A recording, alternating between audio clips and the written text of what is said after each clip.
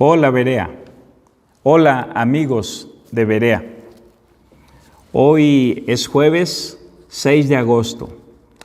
En el escrito ustedes pueden ver un pequeño comentario del Salmo 87, 88 y 89. Y yo quiero compartir con ustedes el Salmo 88 en este video. Brevemente, es obvio. Ahora, sin obsesionarnos por la numerología, porque la Escritura no es un libro cabalístico ni esotérico. Estamos ante un salmo muy especial marcado por un doble 8, el Salmo 88. Y digo que es muy especial porque es el que he estado estudiando para compartirlo con ustedes. Ya les dije en una ocasión anterior que cuando me preguntan ¿cuál es tu capítulo favorito? El que estoy leyendo. ¿Cuál es tu libro favorito? El que estoy leyendo. Si estuviéramos en algún pasaje de Éxodo, en algún pasaje de cualquier otro libro de la Biblia, les diría, ese es mi favorito. Y ahorita les estoy diciendo que el Salmo 88 es un salmo muy especial. El número 8 en la Biblia es un número de nuevos comienzos. Por ejemplo, cuando Dios determinó destruir todo con el diluvio y comenzar de nuevo, hacer un reset, hacer un nuevo comienzo para el mundo, empezó con 8 personas. Noé, la esposa de Noé, los 3 hijos de Noé y las 3 nueras de Noé. 8 personas. Y así comenzó todo de nuevo. Por ese y muchos otros ejemplos que hay en la Biblia, decimos que el número 8 es un número de nuevos comienzos. Este salmo podría marcar para ti, para cada persona, un nuevo comienzo.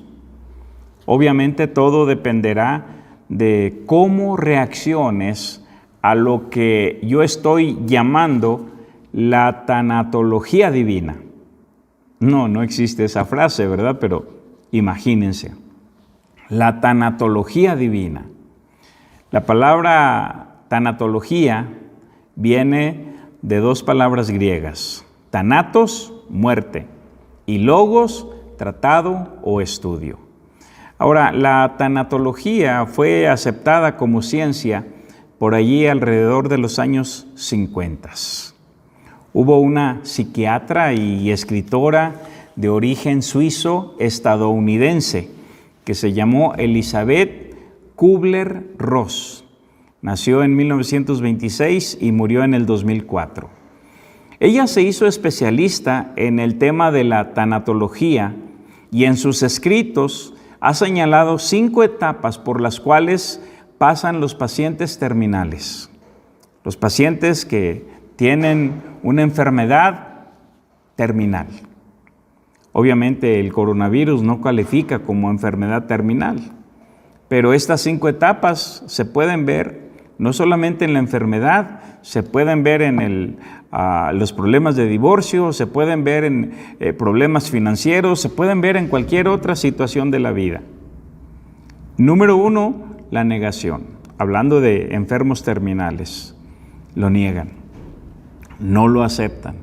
Desean cambiar el diagnóstico que el médico les ha dado. Cuando el médico dijo, señor, señora, usted tiene tal enfermedad y le quedan 3 meses de vida, 6 meses de vida, negación. Número 2, el enojo o la ira, donde todo les molesta. Y se preguntan, ¿por qué? ¿Por qué yo? ¿Por qué a mí? Número 3, la negociación o pacto, queriendo negociar con el tiempo para prolongar la vida. Número 4, la depresión. El paciente terminal cae en este estado de depresión al saber que todas las fases han fracasado. Y cuando él siente que su vida enferma, ¿verdad?, es una carga para los demás, pues esto le hunde más en la depresión. Y número 5, la aceptación. Ocurre cuando se van resolviendo los procesos que ayudan al paciente terminal a aceptar su condición. En esta fase, en la fase de aceptación, el paciente prefiere la quietud, la soledad, la tranquilidad. Duerme mucho. Entra en el proceso de aceptación en paz.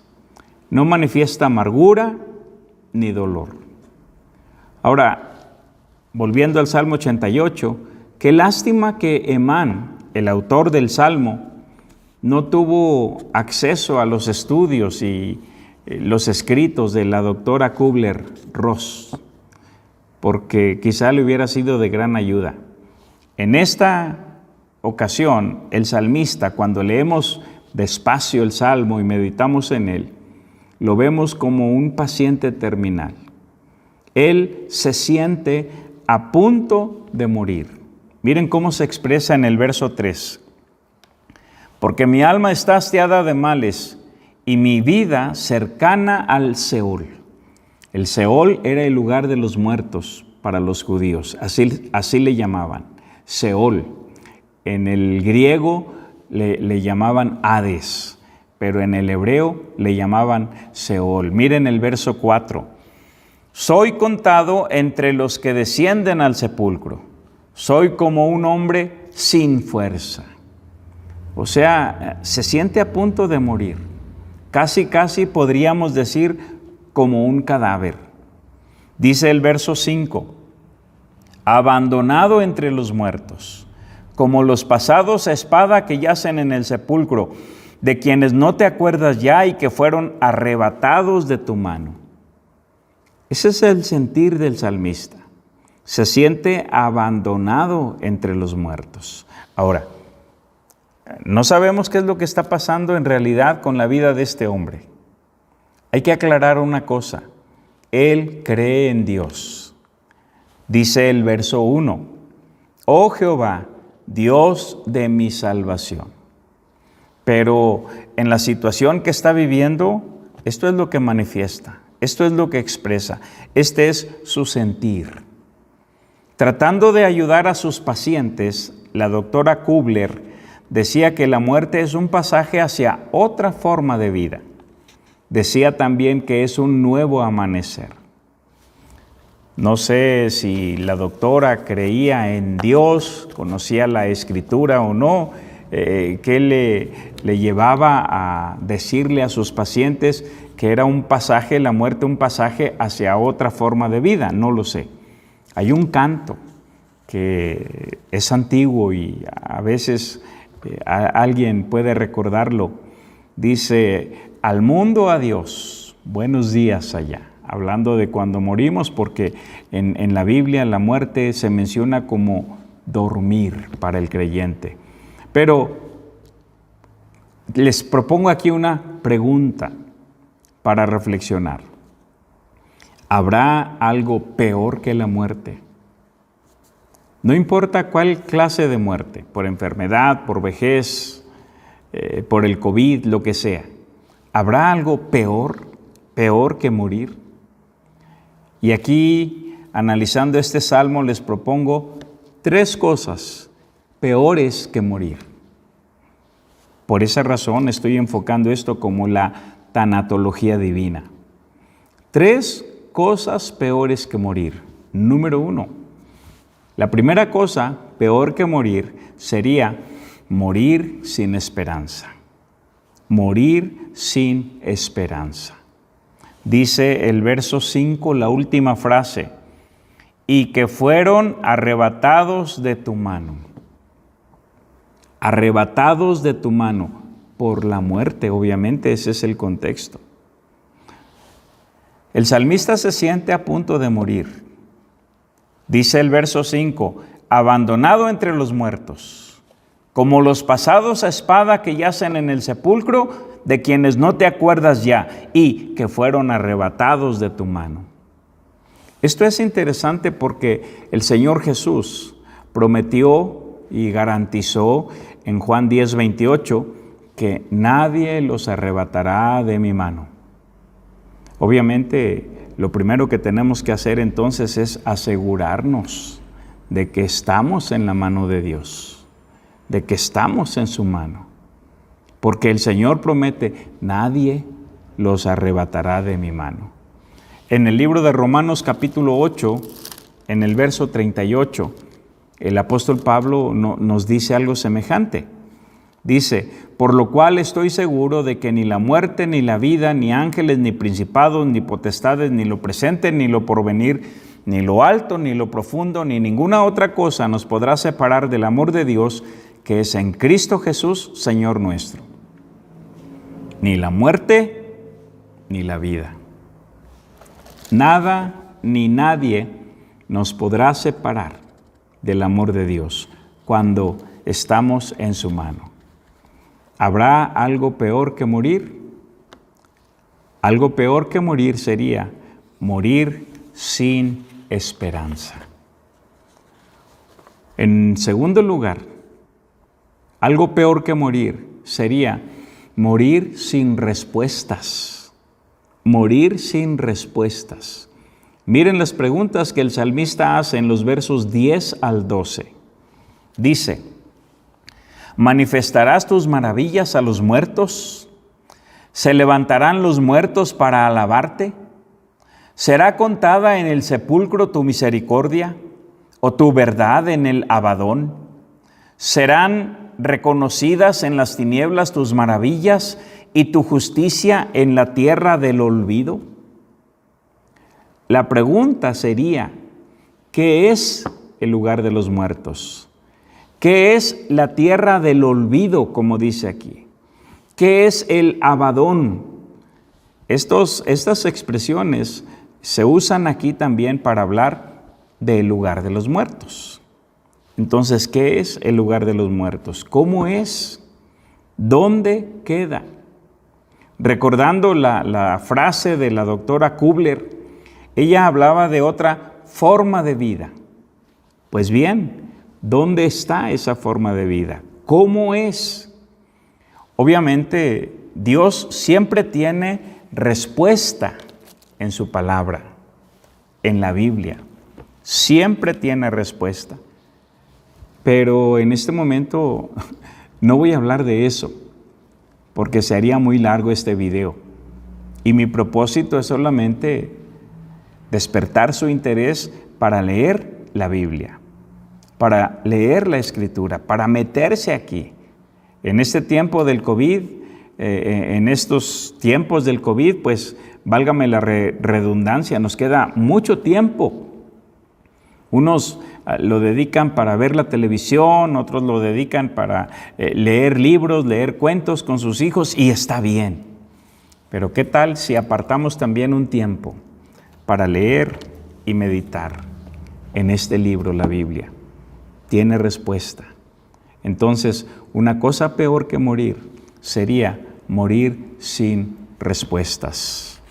Y, en tercer lugar, peor que morir sería morir sin Dios. Morir sin Dios. Dice en el verso 14, Salmo 88, 14, ¿por qué, oh Jehová, desechas mi alma? ¿Por qué escondes de mí tu rostro? El salmista no sabe qué va a pasar con su vida, se siente morir. Probablemente tiene una enfermedad terminal, probablemente, no sé.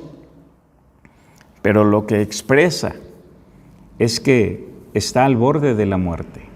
Y ahora su pregunta, ¿por qué desechas mi alma?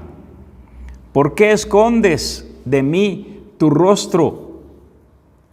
Ya les dije, por leer el verso 1, que es un creyente fiel en Dios. Su pregunta nos sirve para reflexionar y para recordar que hubo uno que fue despreciado y desechado entre los hombres. Ahora, así se siente el salmista. Miren el verso 3, el verso 8, perdón. Salmo 88, 8. Dice, has alejado de mí mis conocidos, me has puesto por abominación a ellos. Encerrado estoy y no puedo salir. Has alejado de mí a mis conocidos. Dice el verso 18 algo semejante. Has alejado de mí al amigo y al compañero, y a mis conocidos has puesto en tinieblas. El salmista se siente abandonado por sus amigos. Probablemente en estos días de pandemia, de coronavirus, la gente se ha enfermado y nadie les ha visitado. Nadie les ha llamado por teléfono. Nadie se ha preocupado. Así se sentía el salmista. Pero hubo uno que fue abandonado por sus amigos y abandonado por sus conocidos. Allá en el libro de Isaías, en el capítulo 53 y el versículo 3, déjenme leer. Isaías 53, 3 dice, despreciado y desechado entre los hombres, varón de dolores, experimentado en quebranto, y como que escondimos de él el rostro, fue menospreciado y no lo estimamos. Despreciado y desechado entre los hombres. ¿Por qué la comparación entre el sentimiento, la forma en que se siente el salmista y lo que nos dice Isaías 53, que obviamente nos está hablando de Jesucristo? Porque este Salmo 88 es una prefiguración de lo que Jesús experimentó en la cruz. No solamente fue abandonado por sus amigos y conocidos, también fue abandonado por Dios mismo. Y el salmista se siente así. Miren otra vez el verso 14. ¿Por qué, oh Jehová, desechas mi alma? ¿Por qué escondes de mí tu rostro? Y así se sentía nuestro Señor Jesús cuando estaba en la cruz. Vean conmigo en el libro de Mateo, en el capítulo 27 y el verso 46. Dice en Mateo 27, 46, cerca de la hora novena, Jesús clamó a gran voz, diciendo, Elí, Elí, lama sabactani. Esto es, Dios mío, ¿por qué me has desamparado? Ahora, la razón por qué Dios lo desamparó es porque Dios vio a Jesús como el más vil de todos los pecadores, pero no era su pecado. Él decidió tomar nuestro pecado al estar en la cruz. Y por esa razón Dios lo abandonó. Abandonado de sus amigos, de sus conocidos y abandonado de Dios por causa de nuestro pecado. Pero también Jesús fue uno que de verdad sufrió en su propia persona la ira de Dios. Ahora, aquí en el Salmo 88, el salmista siente eso. Dice en el verso 7, 88, 7, sobre mí reposa tu ira, y me has afligido con todas tus ondas. También podemos leer lo mismo en el verso 16, sobre mí han pasado tus iras, y me oprimen tus terrores. Ahora, esto es solamente el sentimiento del salmista, es una ansiedad extrema. Cuando una persona está enfermo, siente que se va a morir. Yo recuerdo algo muy breve así, cuando tenía los dolores de la vesícula. Uno siente que se va a morir. Ahora, yo no sabía que era el problema de la vesícula. Ya después el médico me explicó y me operaron y se acabó. Pero siente la ira de Dios sobre su vida. Hablando de Jesús, regresando al Salmo 53 y el verso 5, dice, mas Él herido fue por nuestras rebeliones, molido por nuestros pecados. El castigo de nuestra paz fue sobre Él, y por su llaga fuimos nosotros curados. Jesús fue uno que de verdad sufrió en carne propia la ira de Dios. El apóstol Pedro en 1 de Pedro 3:18 dice que el justo tuvo que morir por los injustos. En 2 Corintios 5:21, el apóstol Pablo nos explica que Jesús fue hecho pecado por nosotros. Él fue hecho pecado por ti, por mí. Entonces, ¿qué sería peor que morir? Peor que morir sería morir sin esperanza. Peor que morir sería morir sin respuestas. Peor que morir sería morir sin Dios. Pero no tienes que morir así cuando te toque morir. Puedes morir con la esperanza de Dios en tu vida, en tu persona. No estoy hablando de la religión. Estoy hablando del Creador, de Dios, el Creador de todo. Estoy hablando de Jesús, el Hijo de Dios, que vino para dar su vida, derramar su sangre para salvarnos. Peor que morir sería morir sin respuestas, pero este libro tiene las respuestas para nuestra vida.